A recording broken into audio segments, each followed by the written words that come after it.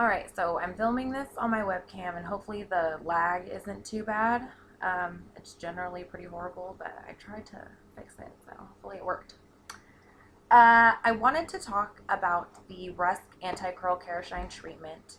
I know that I've made previous videos on it before, and from those videos I got a lot of questions, and since I didn't actually put it on myself the first time, there were a lot of questions I couldn't answer.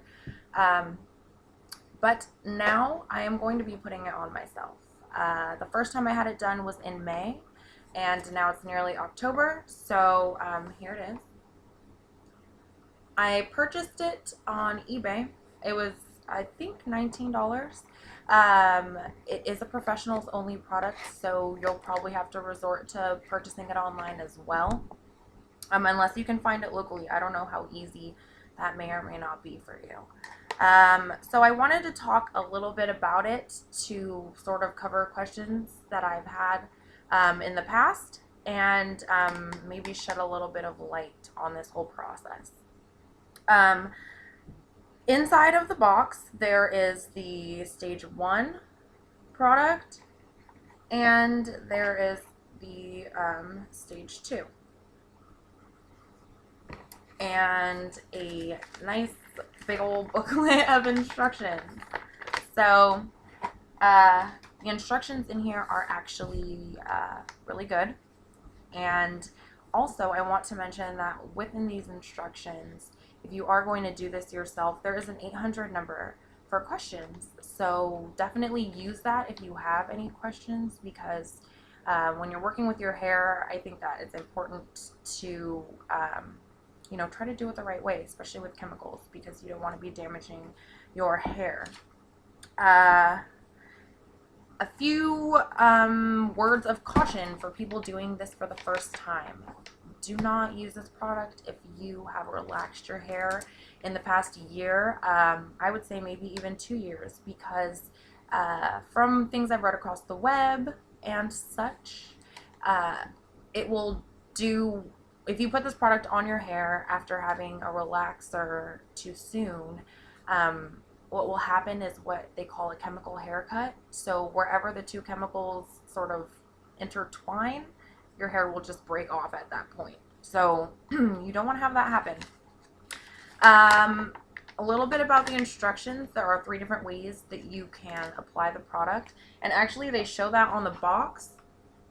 So there's instructions for if you just want to have like a little frizz reduction and be able to still wear your hair curly. There's another process if you want just like a wave and you don't want such defined curls. And then there's a third process for if you want all the way straight hair.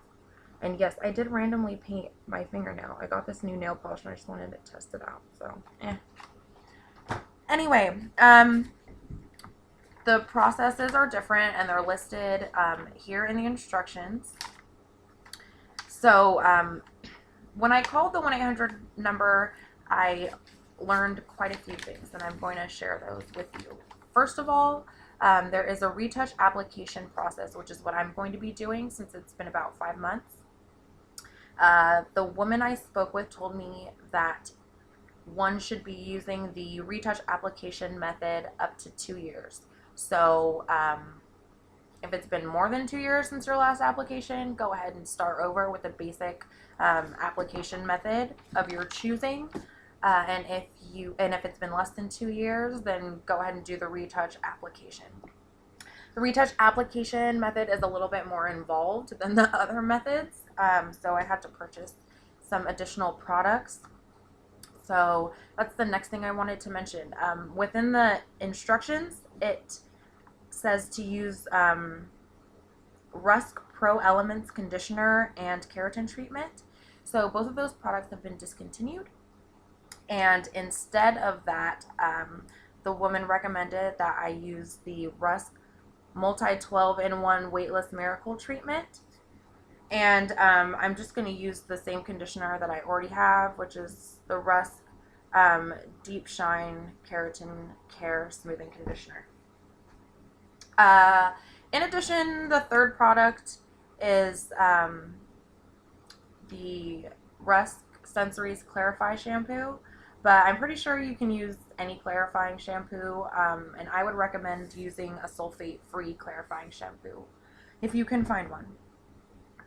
So because I'm doing the retouch application method and it's a little bit more involved, I'm going to try to film as much of the process as I can, but I don't know how much of it I'm going to actually be able to film because I have to put it only on the new growth, so it's a little bit more complex, if you will.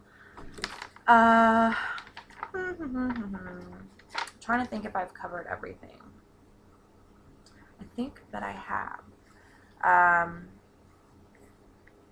Yeah, okay.